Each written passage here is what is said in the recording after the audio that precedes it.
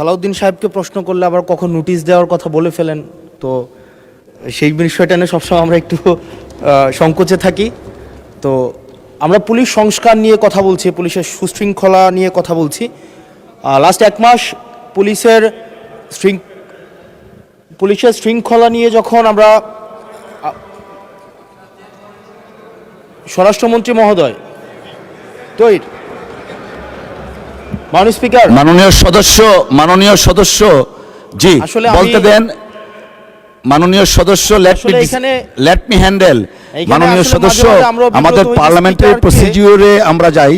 মাননীয় স্পিকার, আমরা যখন পুলিশ সংস্কার নিয়ে কথা বলছি, মাননীয় স্পিকার মাননীয় সদস্য আপনি দয়া করে বসুন। আমরা আশা করছি পরবর্তীতে আমরা সকল সদস্যগণ সংসদীয় যে নর্ম আছে, প্র্যাকটিস আছে, সেটা মেনে চলবো। Thank you. Yes, thank you মাননীয় স্পিকার।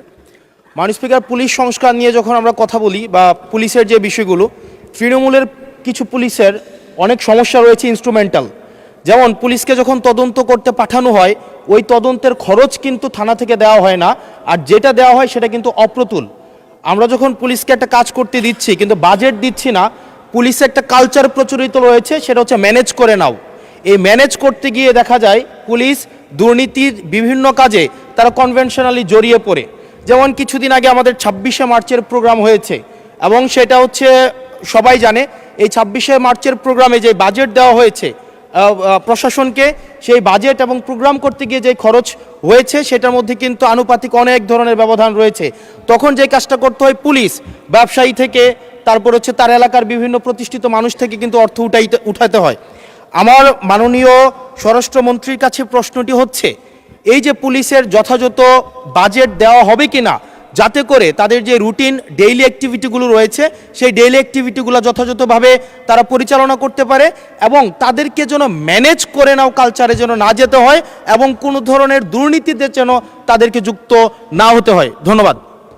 আর একটা বিষয়, যদি সম্বোধন করার ক্ষেত্রে যদি ভুল হয়ে থাকে সেটা আমি অ্যাকনোলেজ করছি, কারণ আমার এই সংসদে আমি আসছি, আমার 27.5 বছর বয়স। সেখানে মাননীয় স্বরাষ্ট্রমন্ত্রী যখন সংসদে এসেছেন 1991 সালে, আর আমি জন্ম হয়েছি 1998 সালে। তো সেই জায়গাতে যদি কনভেনশনাল যে ভুল আছে, আমরা সেগুলো সংশোধন করতেও রাজি। যখনই আমাদেরকে নোটিশ করবেন আমরা সেটাকে সংশোধন করে নেব। ধন্যবাদ। ধন্যবাদ মাননীয় সদস্য। We are learning every day. ধন্যবাদ। মাননীয় মন্ত্রী। মাননীয় স্পিকার, আপনাকে ধন্যবাদ। এটাই হচ্ছে পার্লামেন্টারি কালচার। আমি বয়স যাই হোক, মাননীয় সংসদ সদস্য হিসাবে আমাকে অ্যাড্রেস করতে হবে যে সদস্য প্রশ্নটি উত্থাপন করেছেন।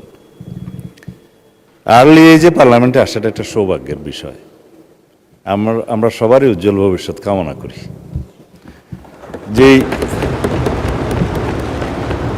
মানে আমরা যে সময় এমপি হয়েছি তার চাইতেও আরও 8-10 বছর পরে জন্ম নেওয়াটা সৌভাগ্যের বিষয়, কারণ তার আগে সামরিক শাসনের সময় ছিল।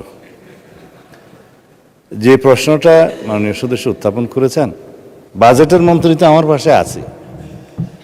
এখন আমরা অনুরোধ করব পুলিশ বাহিনীকে আরও বেশি কর্মক্ষম করা এবং দুর্নীতিমুক্ত রাখার জন্য যথাযথ বাজেট তিনি দেবেন, এবং সেই বিষয়ে আমরা আগামী বাজেট অধিবেশনে পুলিশের বাজেট বৃদ্ধির জন্য আমি একটা প্রস্তাব মাননীয় অর্থমন্ত্রীর কাছে, মাননীয় প্রধানমন্ত্রীর মাধ্যমে করে রাখছি। এটা সত্য কথা যে পুলিশের যে পরিমাণ রিসোর্স দরকার, যে পরিমাণ বাজেট দরকার, সেই পরিমাণ আমাদের অর্থনীতি সহ্য করতে পারে না বলেই হয়তো আমরা দিতে পারি না।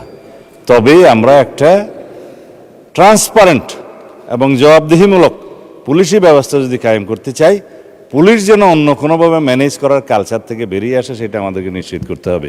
ধন্যবাদ মাননীয় সদস্য।